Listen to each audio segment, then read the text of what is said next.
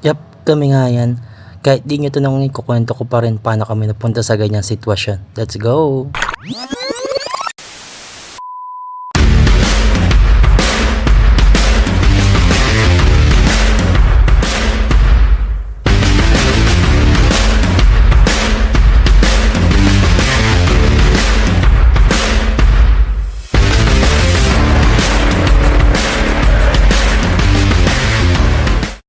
Paldo!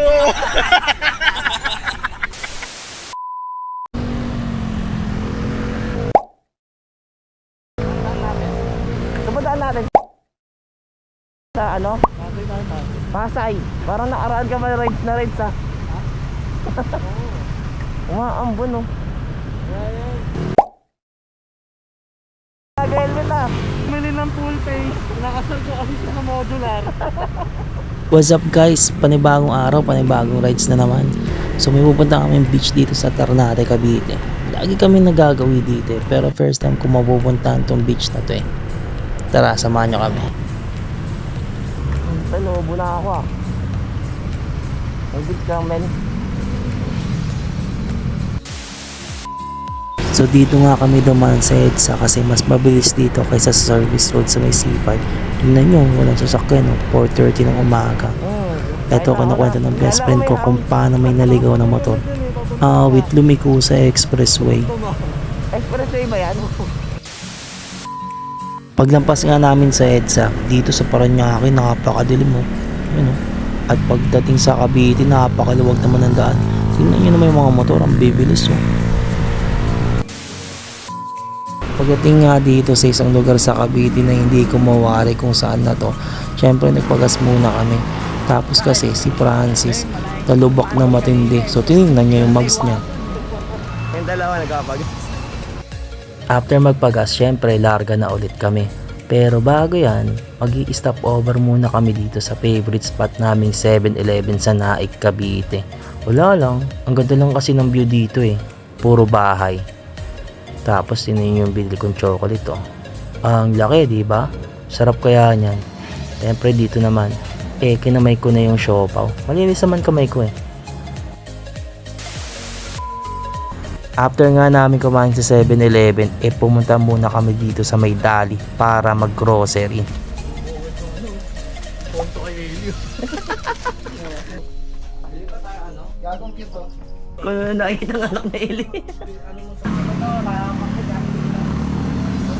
Hindi lang ni ate magsama-sama yung binili natin. Wala plat. Wala po sir, box lang sa ate. Peso isa pa.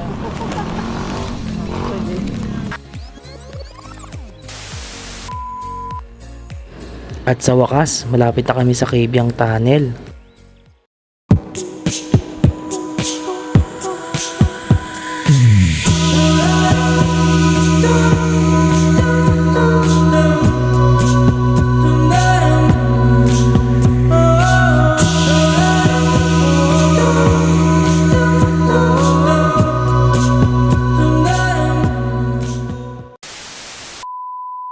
Pagkarating nga namin dito, syempre hindi na namin pinalampas magbusina sa loob ng tunnel. Ayun o, ang iingay. Pagkalampas nga namin ng tunnel, direkta na kaming view deck 1 kasi mamimitig yung best friend kong si Janji Photography. Ayun o, bilis niya no. Unang punta pa nga lang namin dito, nakita na namin tong spot na to. Magandang pamitik. Kasi tinan mo naman yung view, ang payapa.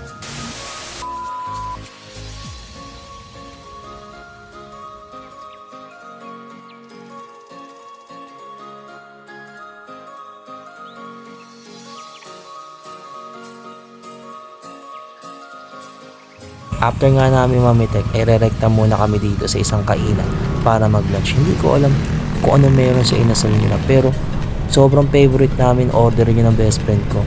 Lalo na yung sabaw nila, lagi namin hinahanap yun eh.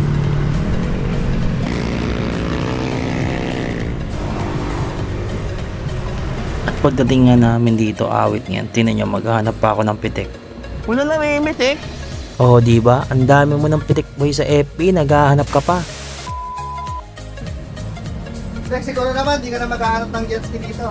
Naalala mo nakaraan yung may jet ski dyan? Dito ano? Sinend ko kay Balong yun. Sabi niya, grabe ka naman, bes. Yan yung pinakagusto ko mo to. Jets. Alright, kainan time. Ito yung sinasabi kong chicken inasalo. So pag pupunta kayo dito ng View Deck 2, try nyo. Masarap, promise. Pagkatapos nga namin kumain, erekta na kami sa may Patungan Beach. Siyempre, naghanap muna kami na mag-a-assist sa amin. At nakita namin to si nanay. So tinanong niya kami, saan kayo pupunta? Tanong ko naman sa kanya, saan yung Patungan Beach? At ayun, tinuro niya ako sa may Patungan Beach. Isa lang na-realize ko dito, bakit hindi ko inampas si nanay? Ang haba na ng tinakbo niya.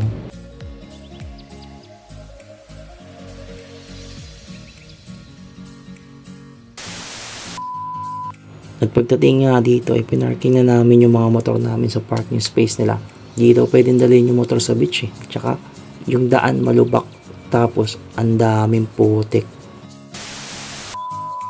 So bali nag-tricycle na lang kami dito. Mura lang naman pamasahe. Tsaka tinan nyo, ganda ng dagat oh.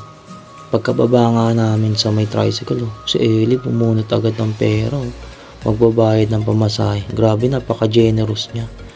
At eto na, pupunta na kami dito sa cottage namin. Tingnan nyo, konting kembot lang ay nasa dagat na. Ayan ang magandang cottage. Para pa napagod ka, mabilis ka lang makakabalik sa pagpapahingahan mo. Ito naman best friend ko, kinuha yung camera ko. Syempre vlog takeover, tapos pinakita niya yung beach. Problema, walang audio kasi nakakonek yung camera sa Bluetooth earphone ko. Sayang naman, ang dami yun ang sinabi dito.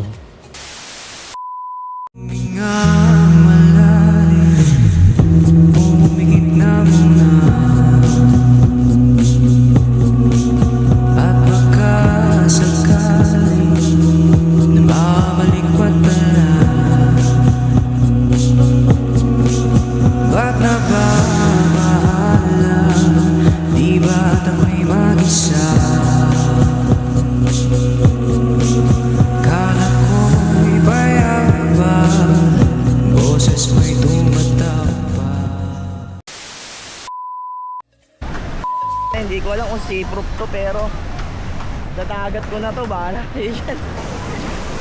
Dito, itatry ko sanang ilagay sa dagat yung camera. Kaso lang natatakot ako eh. Wala pang diving case eh. Saka na muna siguro. Wala akong ganyan eh. Ha? Wala akong ganyan eh. Meron ako. Nasa alon gagig. Waterproof to pero hindi ko alam kung sea-proof. Ang alat ng tubig. Dito ngayon nagkala ako sa dalampasigan. Wala akong magawa eh. Gusto kong malaman kung may mabibilan ba dito kung ano-ano pa.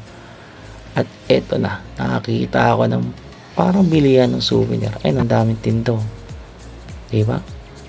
Naglakad-lakad pa ako at nakakita ako dito ng magandang bahay.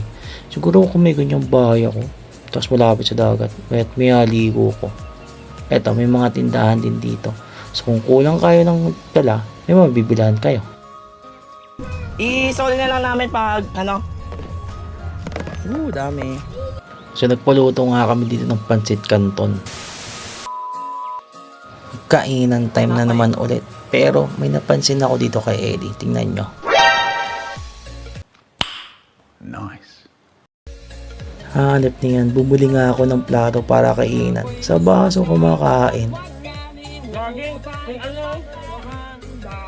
Ang magharap ng san eh. Sa plato nagkakape, sa baso kumakain.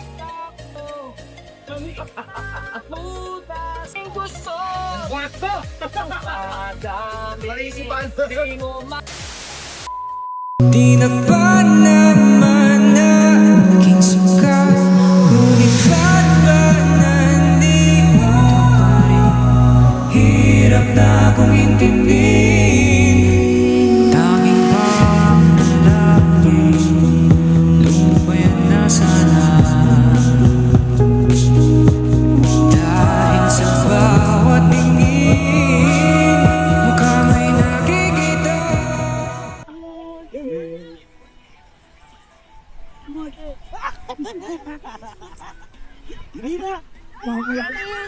Wala ba yan?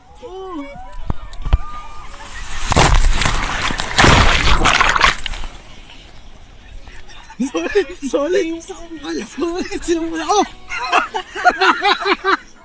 Paldo. Kulit ng bata kanina ang laki ng wave. Sabi niya, Paldo!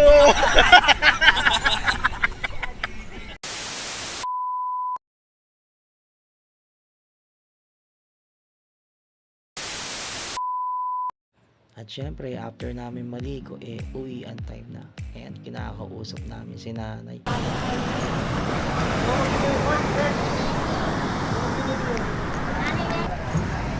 Lomi oh. Hanip niya, hindi ka ba napapagod, boy?